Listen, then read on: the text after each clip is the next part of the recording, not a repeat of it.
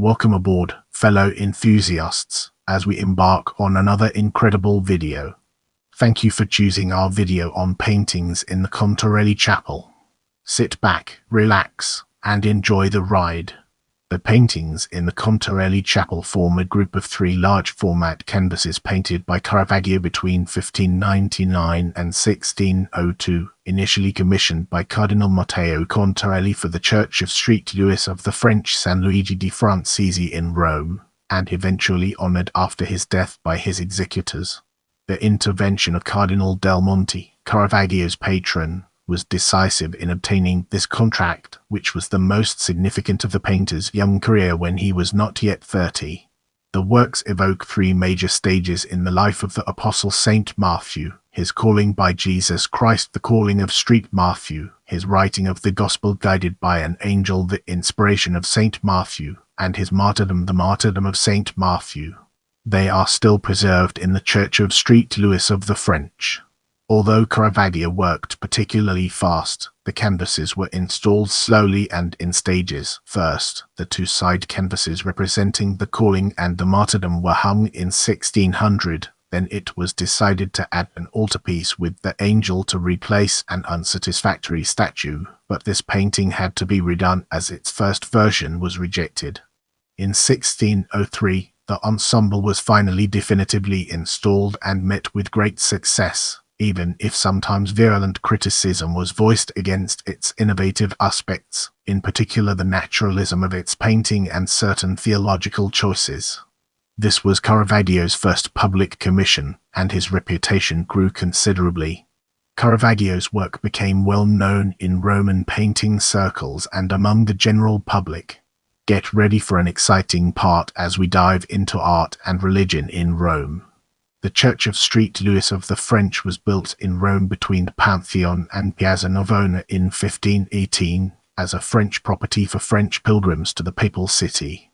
The 70 years of its construction were marked by various episodes in the wars of religion that were then tearing Europe apart, including the St. Bartholomew's Day incident in 1572, and papacy made a deliberate choice of Catholic religious propaganda. The conclusions of the Council of Trent, which ended in 1563, notably emphasized the crucial role of images in propagating the faith.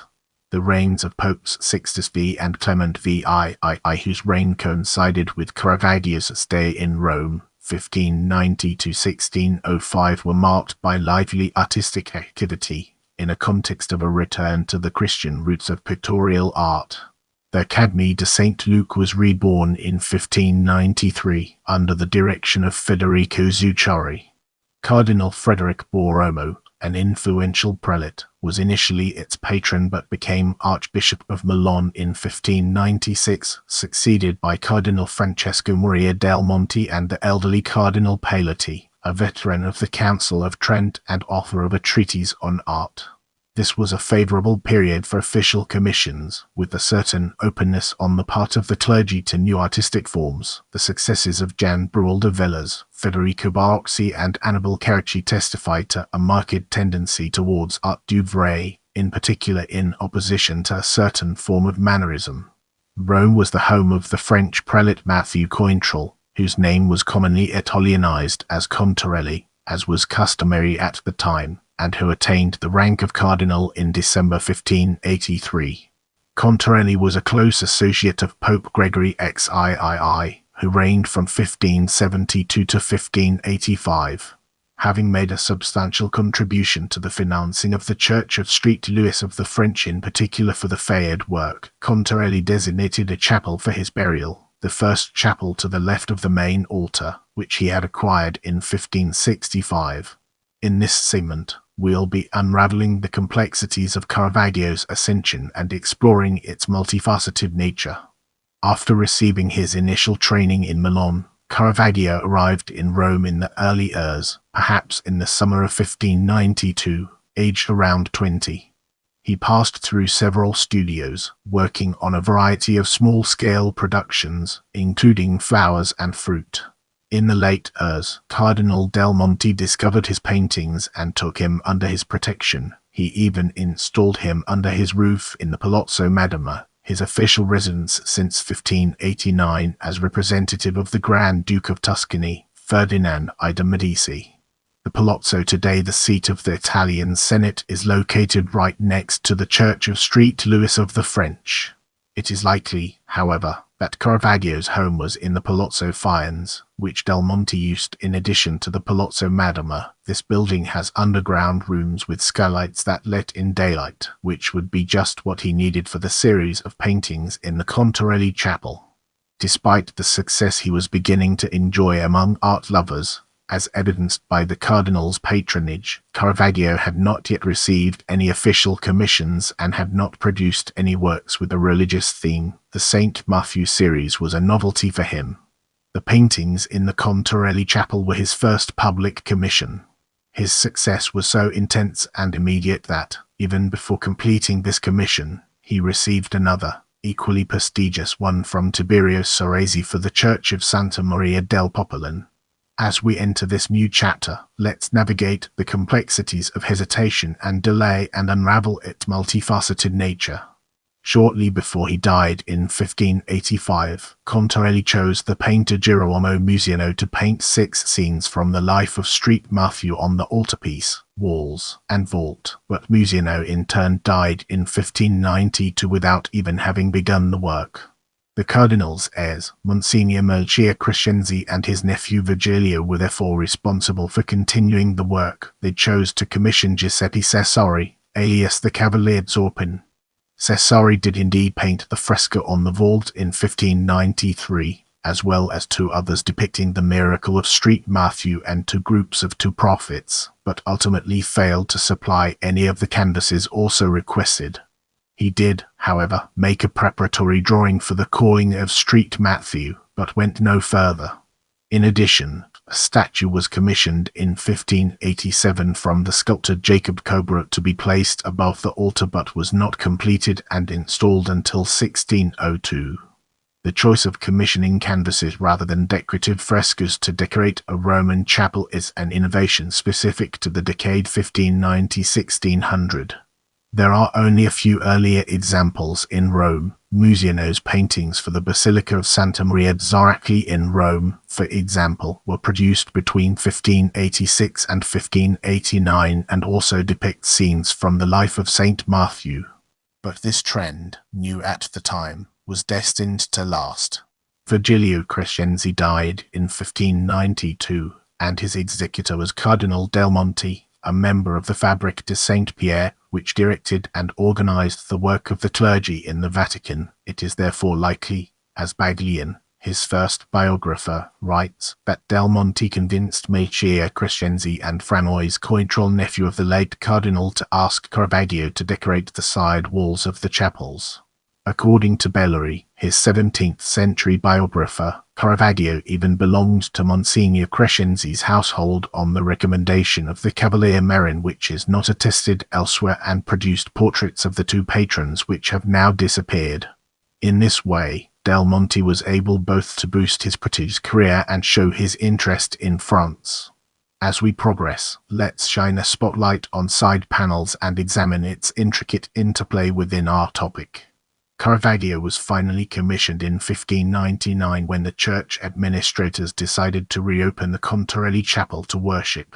A contract dated July 23, 1599, provided for the payment of 400 acres for the 2 side canvases, which were inaugurated barely a year later, in July of the Holy Year 1600, the calling and the Martyrdom of Saint Matthew, which were placed on either side of the altar. The completion of these 2 canvases was therefore particularly rapid. Let's now enter the realm of altarpiece and discover the fascinating stories it has to tell. Cobert's statue, barely installed on the altar in 1602, was finally rejected by the congregation of St. Louis. It was completed by another sculptor, Pompeo Ferrucci. The angel was missing, and then installed in another Roman church, the Santissima Trinita di Pellegrini. In 1602, Caravaggio was commissioned to replace the Cobra statue with an altarpiece depicting Saint Matthew and the angel.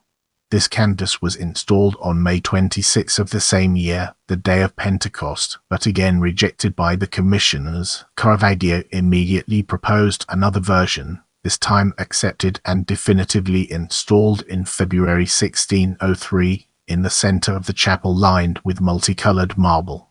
This proposal for an almost immediate second version of Matthew and the Angel is currently being put forward based on concordant documentary sources, undermines Roberto Lomi's assertions on this subject in his seminal texts of the Ers. For him, this crude, uncultivated Matthew was produced around 1592, 8 years before Caravaggio reached maturity in 1600. Moving ahead, let's uncover the hidden gems within reception and discover their significance. Despite Caravaggio's speed, including a second, radically different version of his Street Matthew and the Angel, 2 years elapsed between the installation of the two-side canvases 1600 and the altar 1602, echoing the long delays in completing the building work. Tired of waiting for some 30 years, the church's priests harbored a certain resentment towards the Crescenzi family. In this tense context, it is possible that Caravaggio's radical choices for the last painting, the inspiration of Saint Matthew, were very poorly received and led to a swift rejection. This is what his biographer Bellari tells us. Baglian, a great adversary of Caravaggio, can't avoid testifying to the success of the works exhibited, but asserts that it is malicious people who are praising the paintings. He adds a note of perfidy by claiming that this success is only due to the proximity of the works of the Cavalier Zorpin on the vault, which is very well painted, and even accuses Caravaggio of swindling the Marquis Giustiniani by selling him the first Matthew and the Angel, the one that nobody had liked. He also reports the words of the influential Federico Zuccari, who came to see the canvases and, laughing under his breath and marvelling at so much fuss, declared that he could see in them nothing other than the thoughts of Giorgian, a painter who was certainly more than evident, but who had already disappeared almost a century earlier in 1510, though non si vedo altro che il pensiero di Giorgian. The acid remarks of the eternal rival Baglian do not correspond to historical reality, which shows, on the contrary, that Caravaggio's success was considerable, and provided him with the opportunity of new commissions. Among his contemporary admirers, the painter Rubens closely observed Caravaggio's work for this chapel and, even more so, that which he supplied for the Sorresi chapel, and probably used one of the figures from the Calling the seated young man seen from behind in various drawings. Gerard Julian Salvi points out that the naturalism at work in the paintings of the Contarelli Chapel was bound to scandalize the Roman academic school of the time. He cites the critic Zolotov, who, in a 1979 article, sees in Zuccari an echo of the tension between the Roman school and the Lombardo-Venetian innovations carried by Caravaggio in his insistence on nature, on the picturesque element of nature. But for Salvi, contemporary admirers of Caravaggio's work must have been touched above all by the contemplative aspect and deep contemplation of the figures, from which emerges a dramatic feeling expressed in a way other than through the forms of Roman rhetorical invention. From a theological point of view, the rejection of the Matthew and the Angel as barefoot, dirty, and with coarse features can be explained by the apparent vulgarity of the character, but the very faithful depiction of the same Matthew as a tax collector in the Calling is potentially just as shocking, since this literal accuracy is not in keeping with the spirit of the proponents of Roman academicism either. Salvi speaks of a provocative and revolutionary orthodoxy. With the groundwork laid, let's now examine alternative hypothesis and its connections to our previous discussions. Although the replacement of the first Saint Matthew and the Angel by a second version is attested, doubts remain as to whether the first painting was rejected. For Caravaggio specialist Sybil Ebert Schifferer, this does not sit well with the high esteem in which the painter was held at the time. According to her, the first painting was installed as early as 1599, but temporarily, pending the installation of the group sculpted by Coburot, and thus before the two-side paintings were completed. It was very well received, and Giustiniani acquired it at that time. The side paintings were then installed as planned, and Coubert's statue arrived but was rejected. Caravaggio was then called in to propose a second inspiration of Saint Matthew, just as well received as the previous one. There is thus a historical confusion between the rejection of Coubert's statue and that of Caravaggio's painting, a confusion perhaps intended by the rival Baglian. The critic Alfred Moyer also finds this rejection implausible, and believes that this alleged refusal hardly seems defensible. However, this is only a research hypothesis, and is not widely accepted. In the upcoming section, we'll be shining a light on canvas. The paintings are presented here from left to right, according to the way they are arranged around the altar of the Contarelli Chapel. This organization also follows the chronology of the story of Saint Matthew, who is first called by Jesus, then writes his gospel, and finally dies a martyr. In the calling on the left-hand wall, Christ appears alongside St. Peter on the right-hand side of the painting. He points to Matthew, then a tax official, who is sitting with various companions at a table where money is being counted, so that he will follow him and become one of his apostles. The central painting shows the same Matthew, older, writing his version of the gospel. His handwriting is directed by an angel flying overhead, seemingly explaining or dictating its content. Finally, the painting on the right-hand wall depicts Matthew's death, assassinated in his church during a religious service, and amid a motley crowd, an angel is also present, handing him the martyr's palm. 5 Calling of Saint Matthew by Caravaggio. Calling of Saint Matthew. 5 Inspiration of Saint Matthew. Caravaggio. Inspiration of Saint Matthew. 5 Martyrdom of Saint Matthew. Caravaggio. c. 1599. Martyrdom of Saint Matthew. In this section, we'll be deep diving into Saint Matthew, unraveling its complexities and uncovering valuable insights. The original commissioner of the paintings, Cardinal Matteo Contarelli, bore the same name as the Apostle Saint Matthew. No coincidence, since the chapel was intended to house the cardinal's tomb, and thus to honor his memory. Matthew's story also appealed to the prelate, who wanted to associate his image with it, a publican by profession, and therefore in charge of tax collection in the Roman administration. He came from a high social class and, of all Christ's apostles, was the one who best represented culture. As an evangelist, Matthew occupies a primordial place. The Catholic Church has given him first place in its liturgy. His hypothetical historical anteriority in the writing of the Gospels, however, has been hotly contested since the Greasebook hypothesis. The Apostle Matthew appears under this name only in the Gospel according to Matthew. He is shown seated at a toll booth where Jesus comes to fetch him. The Gospel according to Mark repeats the scene identically, but calls the character Levi, as does the Gospel according to Luke, and specifies that he is the son of Alphaeus. This profession of tax collector was highly unpopular with the Jews, due to its proximity to the Roman power in whose name it was exercised. In each version of this story, Matthew Levi immediately follows Christ, who calls him. Luke even specifies that he follows him, leaving everything. A meal is then organized by Matthew, bringing together publicans and sinners, and Jesus, who is reproached for this, explains that he has not come to call the righteous, but sinners. This episode, in which Jesus calls Matthew, fits in well with the scene depicted in Caravaggio's Calling, even if many of its elements, setting, characters are matters of interpretation or imagination. On the other hand, the scene of the writing of the Gospel under the direction of an angel, followed by that of the martyrdom of Matthew, evangelizer of Ethiopia, are not found in any biblical text.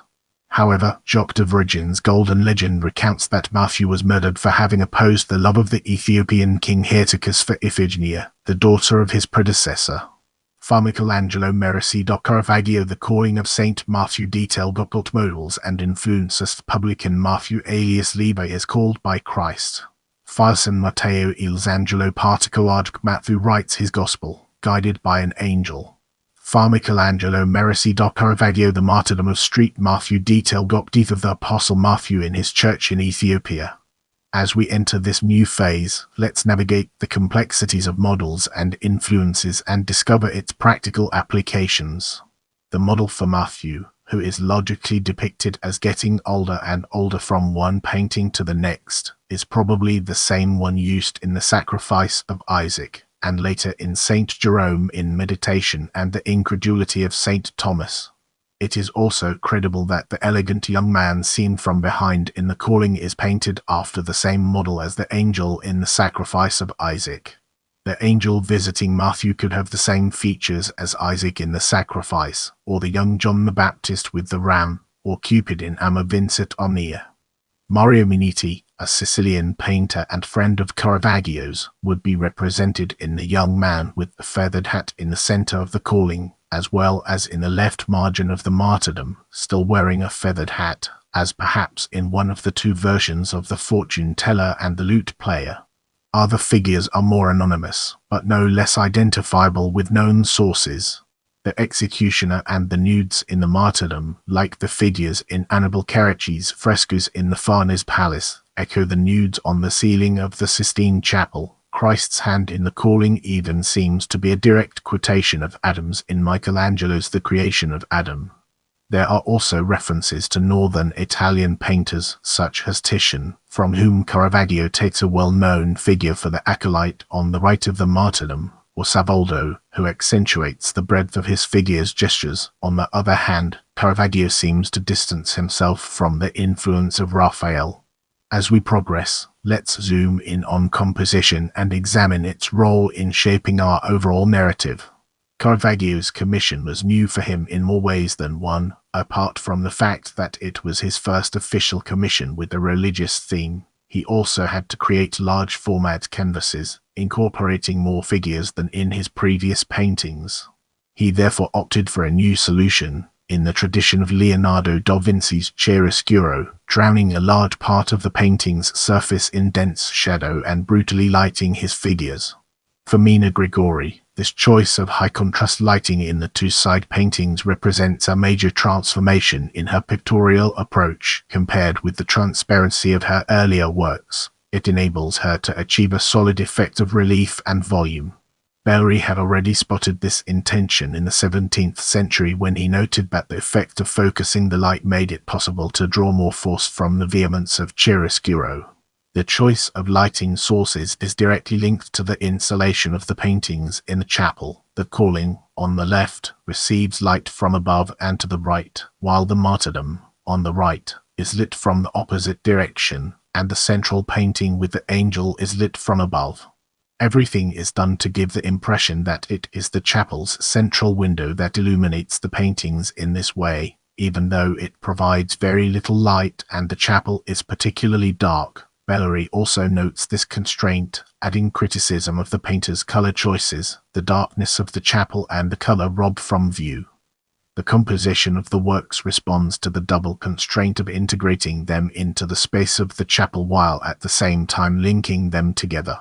The figures in the two side canvases are therefore all depicted on the same scale. Furthermore, the two paintings share an identical horizon line, which passes through the eyes of Christ in the Calling and those of the executioner in the Martyrdom. The position of the paintings forces us to perceive these lines with a distortion that further accentuates their dramatic effect. The location of the chapel, at the end of the nave and to the left, means that on entering, the viewer first encounters the Martyrdom, whose depth and breadth are an extension of the space of the church, but as he or she enters the chapel, the delineated space of the Calling painting echoes the impression of constriction he or she may experience there. These elements of context were certainly carefully considered by Caravaggio, who at the time had only the street to cross to get from his studio in Palazzo Madama to the church of San Luigi di Francesi. With that being said, let's now move on to redesigns. As there are no known preparatory drawings by Caravaggio's hand, only scientific analysis allows us to understand the stages and possible modifications during the execution of his paintings. No underlying drawings are detectable, but incisions are visible on the surface of the canvas, undoubtedly marked with the handle of the brush and providing reference points in the composition, for example, on the outline of the right cuff of Matthew with the angel. but an X-ray study carried out in 1952 by art historian Lionel Venturi shows that beneath the painting of the Martyrdom lie several sketched figures that the painter ultimately chose to replace or modify, and that these figures, more numerous than in the definitive version, are relatively small in size. Caravaggio would have executed the calling after this first version of the Martyrdom. Then he would have taken over and corrected various elements of the Martyrdom to simplify its composition and to better match the size of his figures to those of the other painting.